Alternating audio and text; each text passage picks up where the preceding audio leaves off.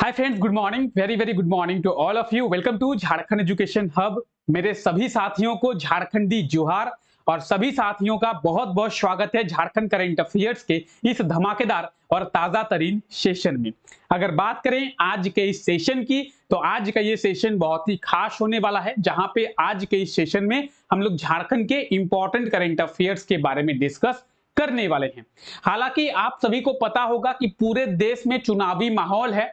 चाहे नेताओं की बात करें, चाहे मंत्रियों की बात करें, तो सभी लोग चुनाव प्रचार में जुड़े हुए हैं, सभी लोग चुनाव प्रचार कर रहे हैं।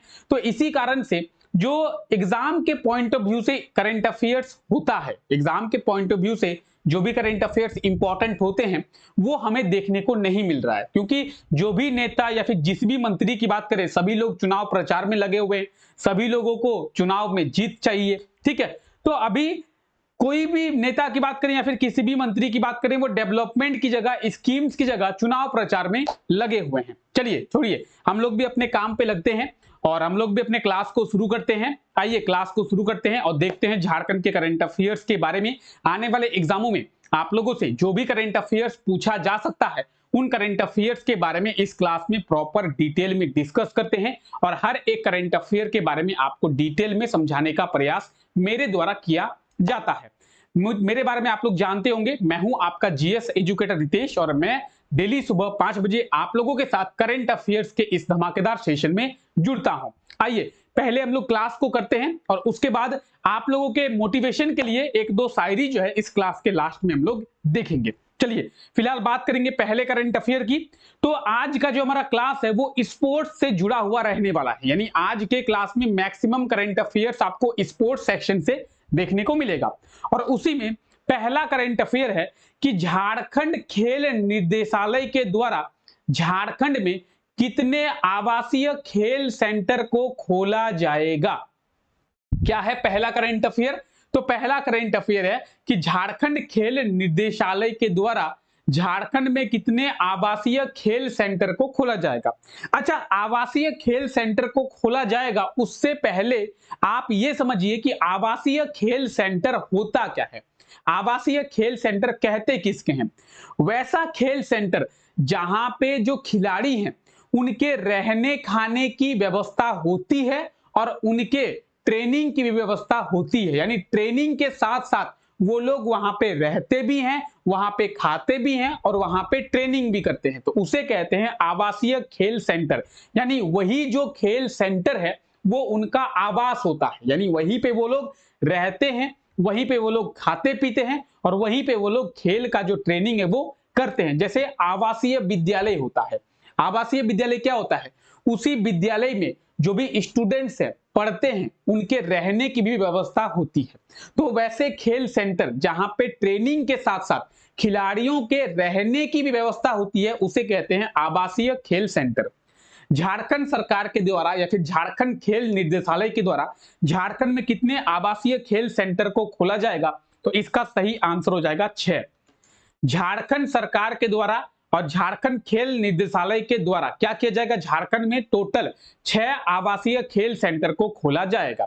ये जो स्टेटमेंट है वो झारखंड खेल निर्देशालय के द्वारा किया गया, लेकिन हालांकि अभी उनके द्वारा क्लियर ये नहीं कहा गया है कि कहां कहां पे इन 6 खेल सेंटर का निर्माण किया जाएगा।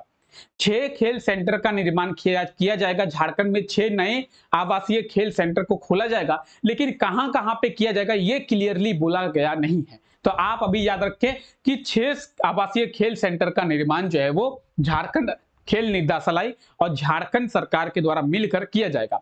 इन खेल सेंटरों में चाहे बात करें फुटबॉल की, चाहे बात करें हॉकी की, तीरंदाजी की, तो इन खेलों का जो ट्रेनिंग है वो दिया जाएगा, प्रशिक्षण दिया जाएगा। ठीक है, फुटबॉल की बात कर लें या फिर बात कर लें हम लोग आर्चरी यानी तीरंदाजी की, या फिर बात करें हम लोग हॉकी की, तो इन खेलों का जो प्रशिक्षण है वो इन्हें दिया जाएगा। ठीक है, तो ये आप देख सकते हैं कुछ इस प्रकार से होता है आवासीय खेल सेंटर, जहां पे रहने की भी व्यवस्था होती है और जो भी खिलाड़ी होते हैं उन लोगों को खेल का ट्रेनिंग भी दिया जाता है। ठीक है, चलिए तो फिलहाल ये था आज का हमारा पहला करंट अफेयर। झारखंड खेल निर्देशालय और झारखंड सरकार मिलकर 6 आवासीय खेल सेंटर का निर्माण झारखंड में करने वाली है। ठीक है, चलिए आगे बढ़ते हैं। अच्छा, क्लास का पीडीएफ की बात करेंगे। क्लास का पीडीएफ आप लोगों को टेलीग्राम चैनल पे मिलेगा। आप में से जितने भी लोग ऐसे हैं जो अभी तक हमारे चैनल के साथ पहली बार जुड़े हैं, तो उन लोगों को टेलीग्राम चैनल के बारे में नहीं पता होगा। टेलीग्राम चैनल का लिंक जो है डिस्क्रिप्शन में दिया हुआ है, आप जाके टेलीग्राम चैनल को ज्वाइन कर ले और वहां से जाके आप सभी क्लासेस के पीडीएफ को आसानी से डाउनलोड कर पाएंगे। ठीक है, तो सभी चीजों को एक्सेस करने के लिए टेलीग्राम चैनल को ज्वाइन कर ले। इसके लिए आपको कोई भी कॉस्ट नहीं लगेगा, बिल्कुल फ्री है। ठीक है, आइए आगे बात करते हैं। पटना यानी बिहार की राजधानी पटना, पटना में है पाटलिपुत्र स्पोर्ट्स कॉम्प्लेक्स। जैसे रांची में है मेगा स्पोर्ट्स कॉम्प्लेक्स, रांची में मेगा स्पोर्ट्स कॉम्प्लेक्स है। आप में से जो भी लोग मेरे साथ रेगुलर जुड़े हुए हैं उनको पता होगा कि रांची में है मेगा स्पोर्ट्स कॉम्प्लेक्स। उसी तरीके से बिहार की कैपिटल, बिहार की राजधानी पटना में है पाटलिपुत्र स्पोर्ट्स कॉम्प्लेक्स, और यहां पे आयोजित किया गया था क्या, 67th नेशनल स्कूल गेम्स। तो क्या इसमें झारखंड के खिलाड़ियों ने पार्टिसिपेट किया था? इन खिलाड़ियों ने कितने पदक प्राप्त किए हैं? अच्छा समझिए क्या हुआ है। पटना में है पाटलिपुत्र स्पोर्ट्स कॉम्प्लेक्स, और इस पाटलिपुत्र स्पोर्ट्स कॉम्प्लेक्स में 67th नेशनल स्कूल गेम्स का आयोजन किया गया था, जिसमें से झारखंड के भी बहुत से खिलाड़ी हैं जो पार्टिसिपेट किए थे। अब झारखंड के खिलाड़ियों ने टोटल पदक जो है कितने प्राप्त किए हैं? तो झारखंड के खिलाड़ियों ने टोटल 5 पदक प्राप्त किए हैं। 5 यानी ऑप्शन कौन सा है? तो ऑप्शन सी में आपको 5 देखने को मिलेगा। ऑप्शन सी बिल्कुल सही आंसर हो जाएगा, 5। 2 जो है गोल्ड मेडल है, एक जो है वो सिल्वर मेडल है, और 2 जो है वो ब्रॉन्ज मेडल है।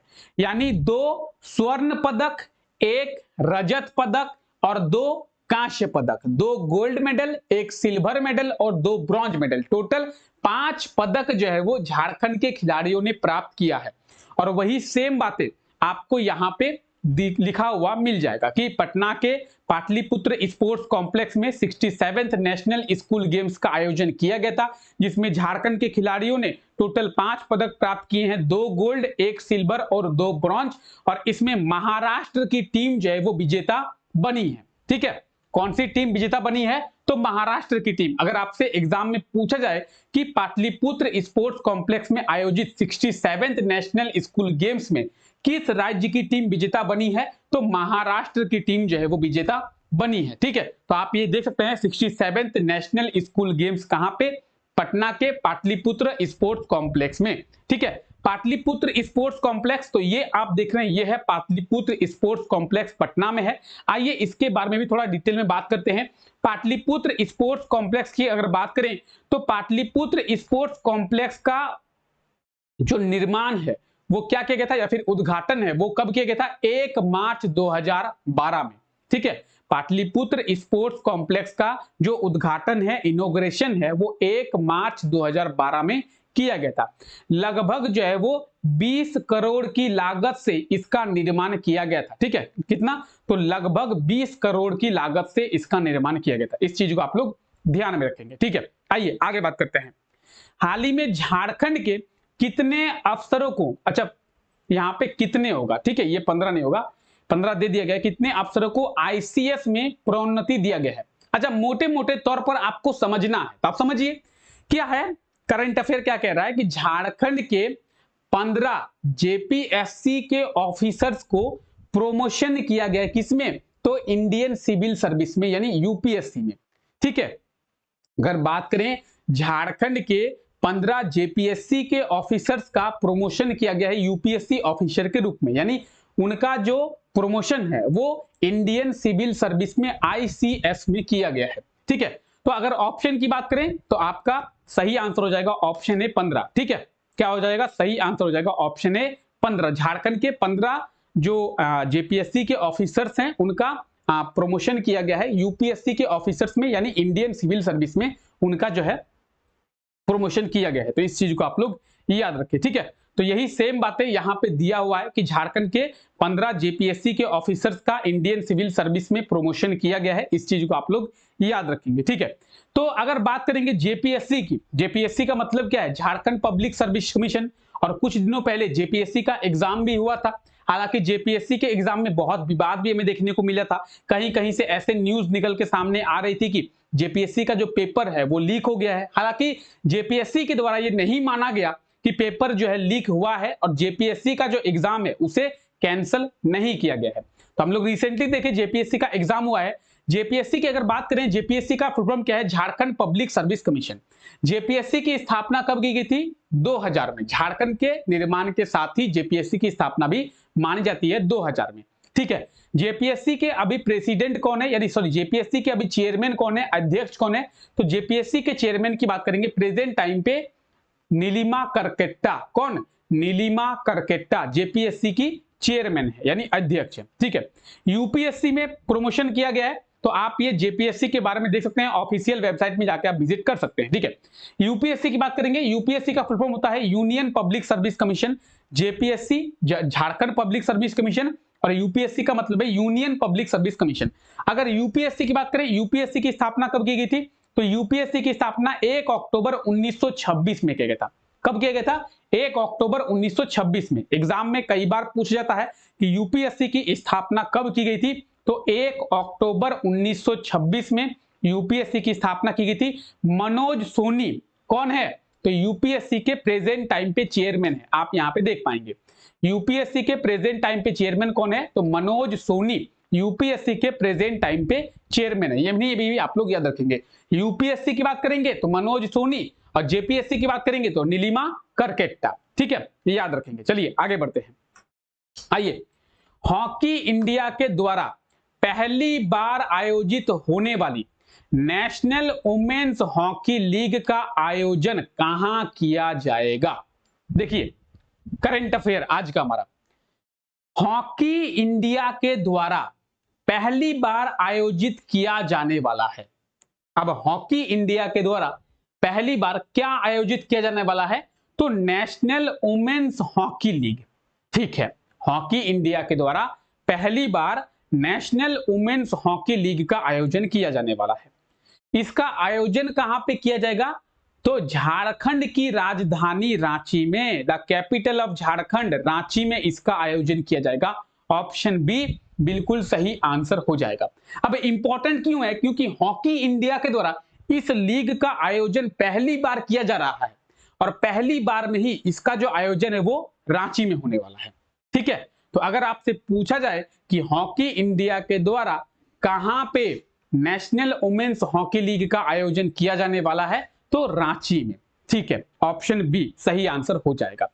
कब किया जाने वाला है? 30 अप्रैल से इसे आयोजित किया जाएगा 10 मई तक। 30 अप्रैल से 10 मई तक इसका जो आयोजन है वो रांची में हॉकी इंडिया के द्वारा किया जाएगा। इस प्रतियोगिता में टोटल 8 राज्यों की टीम जो है वो भाग लेगी।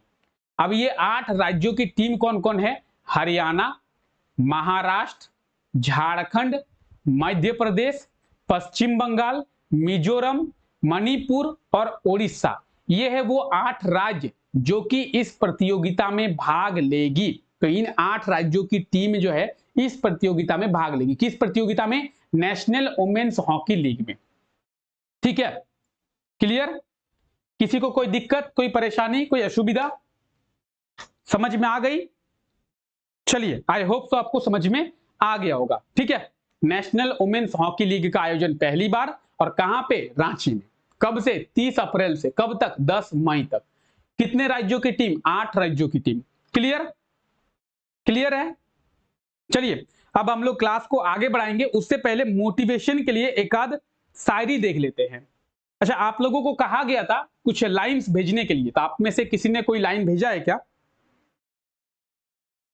हाँ, चलिए कुछ सर्च करते हैं अच्छा सा। अच्छा, एक ने भेजा है। ठीक है, आप में से ही किसी एक ने इंस्टाग्राम पे एक शायरी भेजी है, तो चलिए उसके शायरी को ही सुनते हैं।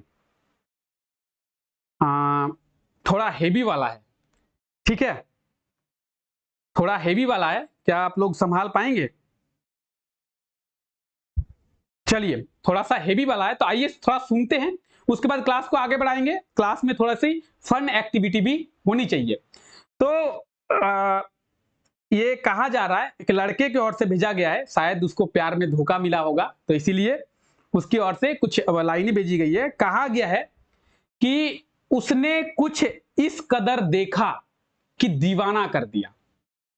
समझ रहे हो? उसने कुछ इस कदर देखा कि दीवाना कर दिया, अपना बनाकर कुछ दिनों में बेगाना कर दिया। लाइन समझिए कितनी डीप मीनिंग है इसकी, कि उसने कुछ इस कदर से देखा कि दीवाना कर दिया, अपना बनाकर कुछ दिनों में बेगाना कर दिया, भर गया दिल तो मजबूरी का बहाना कर दिया। ठीक है? तो बहुत डीप लाइनें हैं, आप लोगों को आई होप सो समझ में आया होगा। आप में से जिसका भी दिल टूटा है उसको तो बहुत अच्छे से समझ में आ गया होगा। और इसी तरीके से अगर आपको भी अपनी शायरी सुननी है तो आप लोग चाहे कमेंट सेक्शन में कमेंट करें या फिर इंस्टाग्राम पे कमेंट करें या फिर फेसबुक पे भी मैसेज कर सकते हैं। ठीक है? जिसकी भी शायरी अच्छी होगी उसके बारे में नेक्स्ट क्लास में हम लोग देखेंगे। चलिए, फिलहाल ये जो क्वेश्चन है, ये क्वेश्चन आप लोगों से पिछले क्लास में पूछा गया था। क्या था क्वेश्चन? क्वेश्चन था कि हाल ही में झारखंड के किस महिला हॉकी खिलाड़ी को upcoming player of the year 2024 का अवार्ड दिया गया है? तो इसका सही आंसर हो जाएगा दीपिका सोरेन। झारखंड की एक बहुत अच्छी हॉकी खिलाड़ी है दीपिका सोरेन, आप लोग जानते भी होंगे। तो सही आंसर हो जाएगा ऑप्शन डी, दीपिका सोरेन। आप लोगों ने से बिल्कुल सही आंसर कमेंट करके बताया था, आप लोग बिल्कुल सही हैं कि दीपिका सोरेन को हॉकी इंडिया के द्वारा upcoming player of the year 2024 का पुरस्कार दिया गया है। ऑप्शन डी बिल्कुल सही आंसर हो जाएगा। और ये रहा आज के लिए आपका क्वेश्चन। आज के लिए आपका क्वेश्चन है, हाल ही में झारखंड के किस शिक्षण संस्थान के छात्र के द्वारा युद्धक रोबोट को विकसित किया गया है? ठीक है? झारखंड के किस एजुकेशनल इंस्टीट्यूट के स्टूडेंट हैं जिनके द्वारा युद्धक रोबोट को डेवलप किया गया है?